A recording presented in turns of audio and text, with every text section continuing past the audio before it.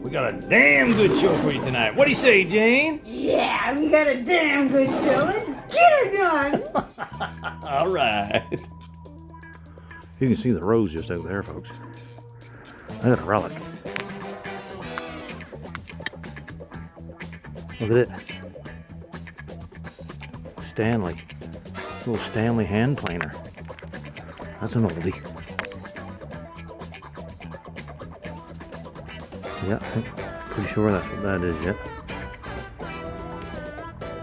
Stanley hand planer, I'm sure, but plain wood. Very cool. So here's a Stanley hand planer I dug up recently, folks. I had it soaking in a solution there, but it didn't clean up very well, so I'm going to try the reverse electrolysis on it.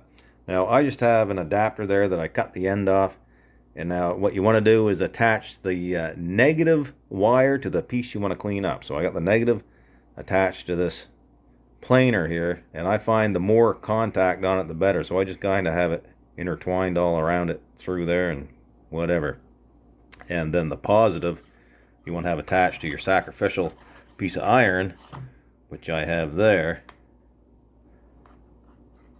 Now these are a little bit rusty. I haven't cleaned them up in a while, so I may not get a good contact right away, but let's plug it in and we'll see if we get any activity straight away. We'll have to let it set probably for several hours. I'm talking like 18 or 20. Now I'm not seeing any bubbles straight away coming up there.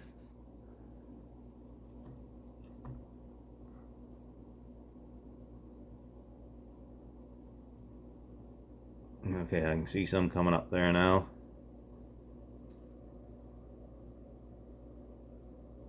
See those? Okay, so we know it's working. We'll have to check back in on it in several hours' time. Hang tight. So, just going to do a quick little recess video while the metal hand planer is in the electrolysis, folks, cleaning up. And I just want to show this Fellow's syrup of hypophosphites bottle that I dug in a recent video. This one is machine made.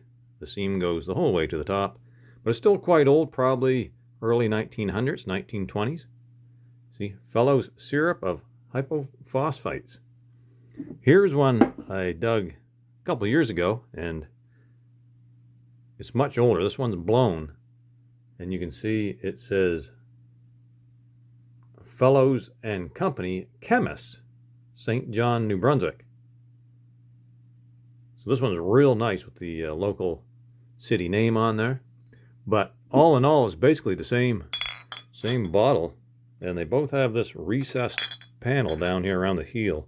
I don't know what that's all about, but maybe something to do with shipping, for shipping purposes, I don't know. But there's the older version. Nice. So this is what we're looking at after 2.5 hours, folks. Lots of bubbles and slimy looking stuff on the water there, you can see. So I'm going to turn it off for now, dump it out, and clean up the iron here a bit, and then hook it back up, and we'll go again for a few more hours. Many minutes later. So here we are, folks, at the 9-hour mark. And as you recall, at the 2.5-hour mark, I changed the water and cleaned the pieces up a bit and rehooked it and plugged it back in. And this is what's happened since. And as you can see, it's bubbling up there pretty good. I can hear it actually bubbling and gurgling away there. I don't think the camera microphone will pick it up though, but I can hear it with the naked ear. So now I'm going to change the water again, clean the pieces up, reconnect it, plug it back in, and we'll go from there.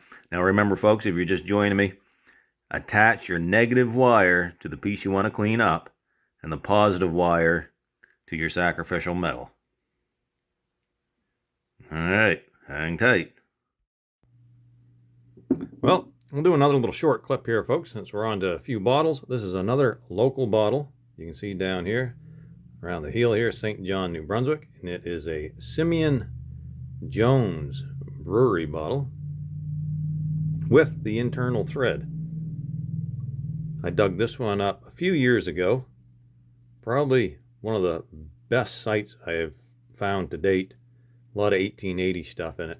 And I think the base here says Barney and Longley, London, maybe?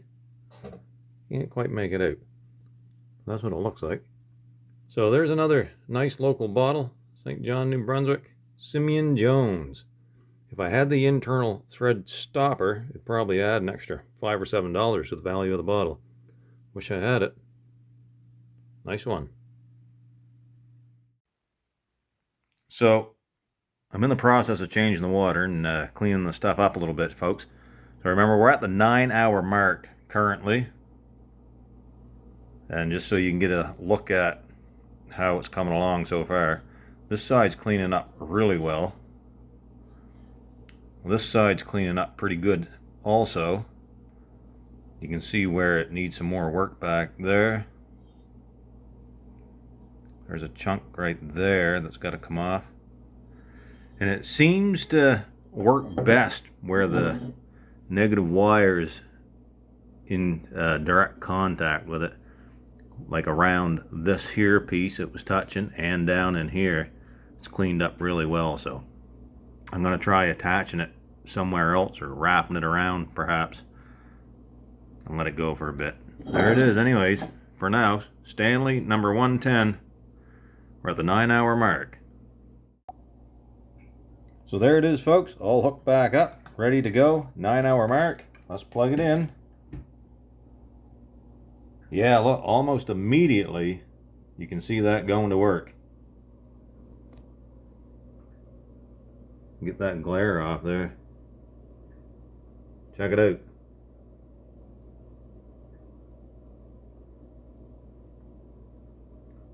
Yep, good contact there now.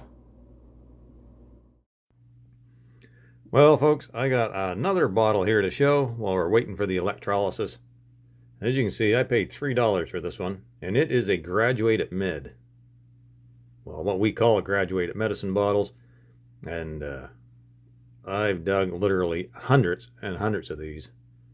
But this one has the paper label on it. I thought you might like to see that. This is a rubbing alcohol compound, as you can see, and it also is from a local town, Woodstock, New Brunswick, the Baird Company Limited. So check it out. Paper label and all, folks. $3 for that puppy. That was a couple years ago. I got that one from a local shop.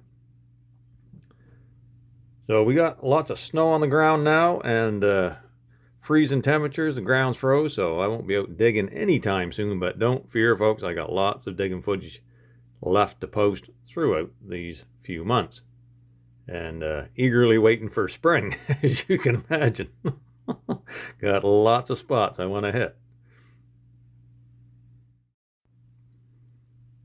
Okay, folks, so here's the results of 20 hours in the electrolysis for this Stanley hand planer, number 110, as you can see there.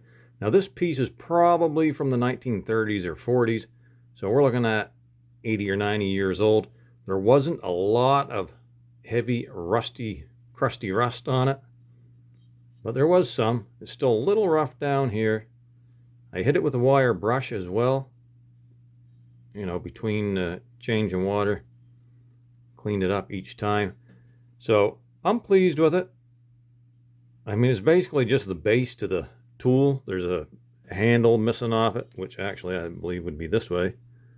Handle here on this knob, and some other mechanism on there.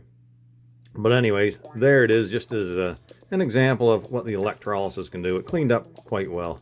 I could hit that with a coat of paint probably too. It'd make it look nice. Black paint or something. Anyways, there it is. So I just want to show the process of electrolysis. I know I had a lot of people wondering about it, so there you go, folks. There's a demonstration. Thanks for watching. Thumbs up, comment down below. See you all on the next one. Over and out. Where are we headed to, driver?